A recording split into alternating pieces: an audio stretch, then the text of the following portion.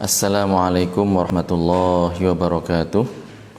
Bismillah, alhamdulillah, wassalatu wassalamu ala rasulillah. La hawla wa la quwwata illa billah. Rabbi shrah li sadri wa yassir li amri wahlul 'uqdatam min lisani yafqahu qawli. Alhamdulillah, kita bisa melanjutkan kembali kajian As-Sirat Al-Mustaqim. Mudah-mudahan kita senantiasa diberikan semangat oleh Allah Subhanahu wa taala untuk menuntut dan mempelajari agama kita, memperdalam agama kita. Kita sampai kepada perkataan Al-Musannif rahimahullah. Ya, ini sedikit saya ulang kembali. Kemarin kita sampai kepada perkataan tema ma jaa fi bad'il khalqi. Jadi penjelasan mengenai asal mula terciptanya alam semesta. Nah, kita akan lanjutkan kembali kajian kita. Namun sebelumnya seperti biasa, mari kita hadirkan niat dalam hati kita mencari ridha Allah Subhanahu wa taala dengan mendengarkan kajian ilmu agama. Mengulas sedikit apa yang sudah kita kaji pada pertemuan sebelumnya, yaitu bahwa yang pertama kali diciptakan oleh Allah Subhanahu wa taala adalah air. Nah, di atas air Allah Subhanahu wa taala menciptakan arsy. Kemudian termasuk makhluk yang kali pertama diciptakan oleh Allah adalah Al-Lauh Al-Mahfuz. Kemudian Al-Qalamul A'la. Jadi itu adalah makhluk-makhluk yang diciptakan oleh Allah Subhanahu wa taala kali pertama. Nah, dari hadis yang sudah kita sebutkan sebelumnya, diambil kesimpulan bahwasanya Allah Subhanahu wa taala adalah satu-satunya zat yang ada tanpa permulaan. Jadi tempat itu tidak ada sebelum diciptakan oleh Allah Subhanahu wa taala. Allah Subhanahu wa taala adanya tanpa permulaan dan tempat belum ada. Jadi Allah Subhanahu wa taala setelah menciptakan tempat, Allah tidak berubah. Allah tetap ada tanpa tempat. Itulah yang dipahami dari hadis yang sudah kita sebutkan sebelumnya. Kanallahu wa la makan, kanallahu wa lam yakun syai'un ghairuh. Allah ada pada azal dan tidak ada sesuatu pun selain Allah Subhanahu wa taala. Jadi belum ada tempat, belum ada arah, belum ada angin, belum ada arsy, belum ada kursi, belum ada bumi, belum ada langit. Allah Subhanahu wa taala ada tanpa ada itu semuanya. Dan setelah itu semuanya diciptakan, Allah tidak berubah. Allah tetap ada tanpa butuh kepada semuanya. Nah, di sini dikatakan oleh pengarang rahimahullah, wa ma'na khalqi kulli syai' annahu akhraja jami'al mawjudat. Wa ma'na khalaqa kulla syai' annahu akhraja jami'al mawjudat minal 'adami ilal wujud. Wallahu ta'ala hayyun la yamut li'annahu la nihayata liwujudihi ay abadi fala yatra'u 'alaihi al-'adam idh law jaza 'alaihi al-'adam lastahala 'alaihi al-qidam ay al-azaliyah. Wa hukmu man yaqul Allahu khalaqal khalqa faman khalaqallah at-takfiru qat'a li'annahu nasaba ila Allah ta'ala al-'adam qabla al-wujud wa la yuqalu dhalika illa fil hawadisi ay al-makhluqat.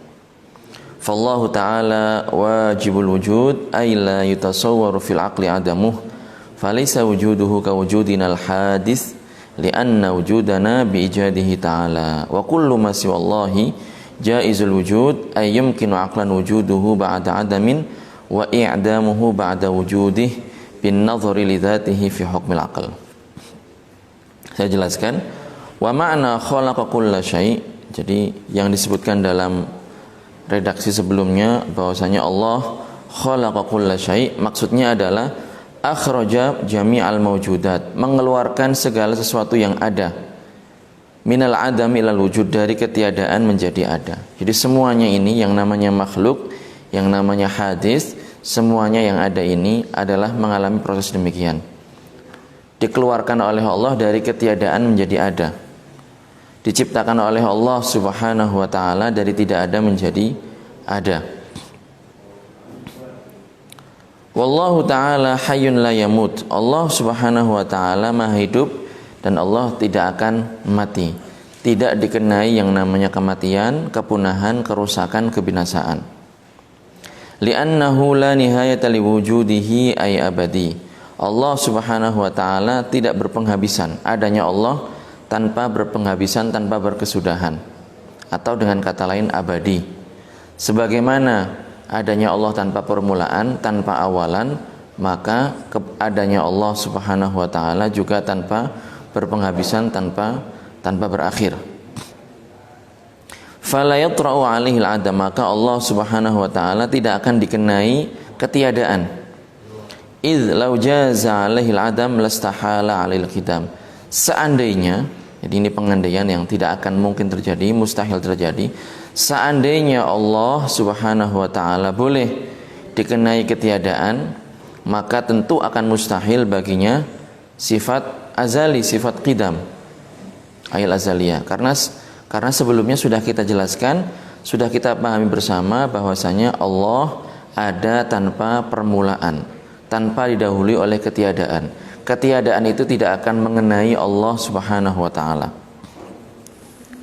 Jadi seandainya Allah dikenai yang namanya ketiadaan, maka mustahil bagi Allah sifat azali. Wa hukmu may yaqul Allah khalaqal khalqa faman khalaqallah. Bagaimana ketika ada orang mengatakan Allah yang menciptakan semua makhluk. Terus atau lantas siapa yang menciptakan Allah? Faman khalaqallah. Nah, orang yang mengatakan ini, maka hukumnya adalah at-takfiru qat'an, dia dikafirkan. Dia dikafirkan secara pasti. Mengapa demikian? Li'annahu nasaba ilallahi ta'ala la'adam qabla wujud. Karena dia menisbatkan kepada Allah ketiadaan sebelum wujud, sebelum ada. Jadi sama halnya mengatakan bahwasanya Allah ini ada dan sebelumnya tidak ada. Karena diciptakan itu ya berarti berasal dari tidak ada kemudian menjadi ada, dan ada yang menciptakan. Dan orang yang mengatakan siapa yang menciptakan Allah, berarti sama halnya mengatakan Allah asalnya tidak ada kemudian menjadi ada. Nah, ini namanya baharu. Dan ini mustahil bagi Allah Subhanahu wa taala. Wala yuqalu dzalika illa fil hawadits al makhluqat. Jadi yang demikian ini, yang asalnya tidak ada kemudian menjadi ada, yang didahului oleh ketiadaan kemudian sekarang menjadi ada, maka yang demikian itu hanya berlaku pada hawadits, pada makhluk, pada sesuatu yang baharu. Jadi yang butuh kepada yang menciptakan, maka dia lemah, dan yang lemah itu bukanlah Tuhan. Orang yang mengatakan faman khalaqallah itu sama halnya mengatakan Allah butuh kepada zat yang menciptakan. Dan orang yang mengatakan demikian berarti sama halnya mengatakan Allah lemah. Dan orang yang mengatakan Allah lemah berarti sama halnya mengatakan Allah tidak layak sebagai Tuhan. Oleh karenanya orang ini dihukumi keluar dari agama Islam. Nah, jadi itu orang yang mengatakan demikian hukumnya dikafirkan. Terus bagaimana dengan orang yang tiba-tiba terbesit dalam hatinya sesuatu yang dia tidak menghendaki hal itu sama sekali, namun tiba-tiba muncul dalam hatinya sesuatu yang tidak layak bagi Allah Subhanahu wa taala, tiba-tiba muncul dalam hatinya, terbesit pertanyaan ya, tanpa ia kehendaki, tanpa dia inginkan, terbesit pertanyaan seperti ini, atau pertanyaan-pertanyaan lain yang tidak layak bagi Allah Subhanahu wa taala, tanpa ia kehendaki, min ghairi iradah. Maka yang demikian ini adalah tidak membahayakan. Tidak membahayakan, la yuktabu alaihi, tidak membahayakan, tidak menjadikan orang ini terjatuh kepada perbuatan maksiat, tidak menjadikan orang ini terjatuh kepada perbuatan kufur atau murtad. Nah, bahkan kalau seandainya dia membenci hal itu, ya, tidak diikuti, maka ini akan mendapatkan pahala. Jadi makanya kalau terlintas dalam hati kita hal-hal seperti ini, kita harus menampiknya, menolaknya, membencinya. Jangan malah diikuti. Jadi awalnya ini tiba-tiba muncul dalam hati kita, dalam benak kita, dalam otak kita. Apabila itu tanpa dikehendaki oleh kita, ya, tiba-tiba muncul begitu saja, maka ini tidak terkenai hukum yang sudah kita sebutkan. Namun apabila disertai dengan kehendak ma'al iradah, maka orang yang demikian ini dia dihukumi keluar dari agama Islam. Fallahu ta'ala wajibul wujud, ay la yutasawwaru fil aqli adamuhu. Jadi Allah Subhanahu wa taala itu wajibul wujud. Wajibul wujud, adanya Allah itu wajib. Pasti diterima oleh akal. Tidak mungkin keberadaan Allah itu diterima oleh akal. Makanya dikatakan di sini la yatasawwaru fil aqli adamuhu. Jadi ketiadaan Allah itu tidak diterima oleh akal. Ketiadaan Allah tidak diterima oleh akal. Akal tidak akan bisa menerima kalau Allah tidak ada. Itu adalah pengertian dari wajibul wujud. Falaisa wujuduhu kawujudinal hadis. Adanya Allah itu tidak seperti adanya kita. Adanya Allah tanpa permulaan. Adanya kita dengan permulaan. Adanya Allah ya tanpa butuh kepada tempat, arah dan waktu. Sedangkan adanya kita butuh tempat, butuh arah dan juga waktu. Makanya jelas di sini katakan laisa wujuduhu kawujudinal hadis. Wujudullahi azali amma wujuduna hadis. Adanya Allah itu azali tanpa permulaan. Sedangkan adanya kita itu disertai dengan permulaan. Lianna wujudana biijadihi ta'ala. Adanya kita ini karena diadakan oleh Allah Subhanahu wa taala. Kita asalnya tidak ada. Kita asalnya tidak tercipta. Kemudian ya Allah Subhanahu wa taala yang menjadikan kita ada. Kita diciptakan oleh Allah, dikeluarkan oleh Allah dari ketiadaan menjadi ada. Sedangkan Allah tidak demikian. Allah ada tanpa permulaan, tanpa ada yang menciptakan. Karena Allah adalah Tuhan semesta alam. Wa kullu ma siwallahi jaizul wujud. Wa kullu ma siwallah jaizul wujud. Jadi segala sesuatu selain Allah Subhanahu wa taala adalah jaizul wujud. Adanya itu boleh. Jadi adanya itu diterima oleh akal, ada diterima oleh akal, seandainya tidak ada juga diterima oleh akal. Jadi antara ada dan tiada itu diterima oleh akal. Itu adalah kita, makhluk. Kita disebut dengan jaizul wujud. Kalau seandainya Allah Subhanahu wa taala menghendaki manusia itu diciptakan dengan sayap, maka pasti akan terjadi demikian. Lah, manusia dengan sayap itu adalah jaiz al-wujud. Akal menerima. Ada, kalau seandainya ada diterima oleh akal, kalau seandainya tidak ada maka juga diterima oleh akal. Itu adalah jaizul wujud. Lah kita demikian. Boleh saja saya ini tidak ada, akal menerima. Saya ada pun akal juga menerima. Ayyumkinu aqlan wujuduhu ba'da adamin. Jadi akal itu menerima keberadaan selain Allah ya, ba'da adamin, setelah sebelumnya tidak ada. Wa i'damuhu ba'da wujudihi, atau sebaliknya, asalnya ada kemudian ditiadakan. Itu juga diterima oleh akal. Sebagaimana kita asalnya tidak ada, kemudian diciptakan oleh Allah menjadi ada, dan nanti akan tidak ada kembali karena kita meninggal. Bin nadhari li dzatihi fi hukmil aqli, melihat zatnya makhluk tersebut. Ya. Adanya ini ya karena diadakan oleh Allah Subhanahu wa taala, karena adanya itu diunggulkan oleh Allah Subhanahu wa taala atas ketiadaannya sehingga menjadi ada. Itu. Kemudian di sini akan disebutkan pembagian mawujud, pembagian sesuatu yang ada menjadi tiga macam. Pengarang rahimahullah menyebutkan wa'lam anna aqsamal mawjudi salasah. Al-awwalu azaliyun abadi wa huwa Allah ta'ala faqat ay la bidayata wa la nihayata liwujudih. Wa hukma yaqul inna hunaka syai'an azaliyan siwa Allah at-takfiru qat'a.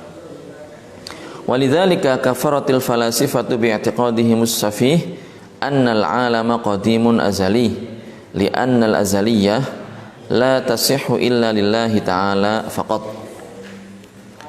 Wasani abadiyun la azali. Abadiyun la azali ay anna lahu bidayatan wa la nihayatalah wa huwal jannatu wan nar fahuma makhluqatan ay lahuma bidayatun illa annahu la nihayata lahuma ay abadiyatan fala yatra'u alaihima kharabun aw fana limasyiatillahi baqa'ahuma. Amma min haitsu zatuhuma fayajuzu alaihimal fana' wa aqla. Wasalitsu la azali wa la abadi, ay anna lahu bidayatan wa lahu nihayah, wa huwa kullu ma fi hadhihi dunya minas samawati sab'i wal ardi fala budda min fana'ihima wa fana'i ma fihima min insin wa jinin wa malaika. Jadi kita akan membahas mengenai pembagian maujud, pembagian sesuatu yang ada. Para ulama mengatakan terbagi menjadi 3 macam. Aqsamul maujudi salasa. Jadi sesuatu yang ada itu terbagi menjadi 3 macam. Al-awwal, yang pertama, azaliyun abadi. Azaliyun abadi. Allah Subhanahu wa taala azali abadi wa huwa Allah. Jadi sesuatu yang ada yang pertama itu adalah sesuatu yang azali, tanpa permulaan, abadi, tanpa penghabisan, tanpa akhiran. Wa huwa Allah, dan yang demikian itu hanyalah Allah Subhanahu wa taala. Makanya dikatakan di sini wa huwa Allahu taala faqat. Ai la bidayata wa la nihayata liwujudi. Jadi tidak ada permulaan dan tidak ada penghabisan pada wujudnya Allah Subhanahu wa taala. Jadi yang demikian ini hanya Allah. Bagaimana hukum orang yang mengatakan ada sesuatu yang lain yang azali selain Allah? Lah di sini akan dibahas oleh pengarang.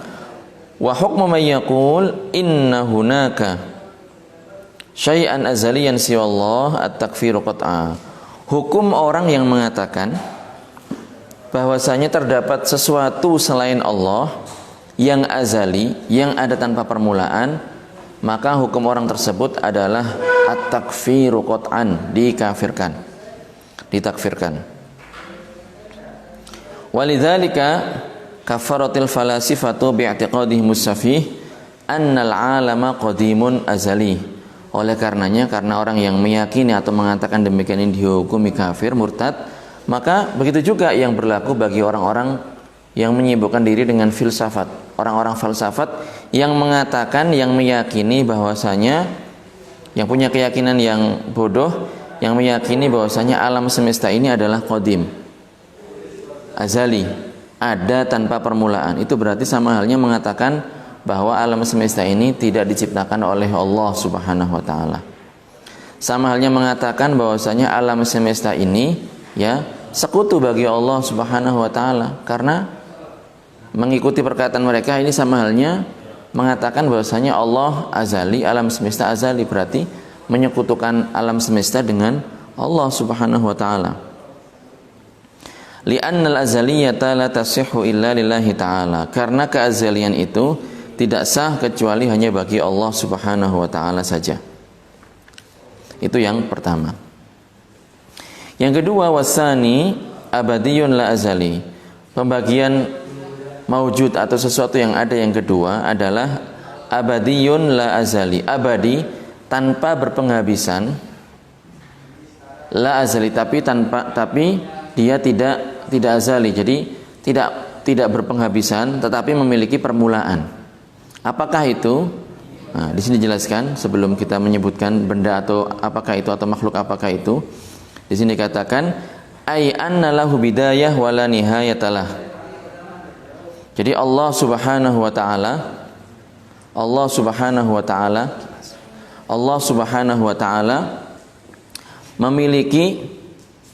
tidak memiliki perumpamaan, tidak memiliki permulaan, tidak memiliki penghabisan. Sedangkan segala sesuatu selain Allah Subhanahu wa taala maka memiliki permulaan. Tapi ada di antara makhluk Allah yang tidak memiliki penghabisan, dijadikan oleh Allah Subhanahu wa taala kekal. Nah, makanya dikatakan di sini annalahu bidayah wala nihayatalah. Jadi mempunyai permulaan namun tidak mempunyai penghabisan. Wa huwal jannatu wan nar. Yang demikian itu adalah surga dan neraka. Fahuma makhluqatan, maka keduanya ini adalah makhluk ciptaan Allah Subhanahu wa taala. Ailahuma bidayah, jadi keduanya punya permulaan, illa annahu la nihayata lahuma. Tetapi keduanya ini tidak memiliki penghabisan. keduanya ini kekal. Mengapa? Ya karena dijadikan oleh Allah Subhanahu wa taala kekal. Ay abadiyatan, keduanya ini kekal. Fala yatra'u alaihima kharabun aw fana. Jadi keduanya ini tidak berlaku baginya kebinasaan atau kerusakan. Lima syiatillahi baqa'ahuma, karena dikehendaki oleh Allah Subhanahu wa taala kekal. Jadi surga dan neraka ini seandainya tidak dikehendaki oleh Allah kekal, ya tidak akan kekal.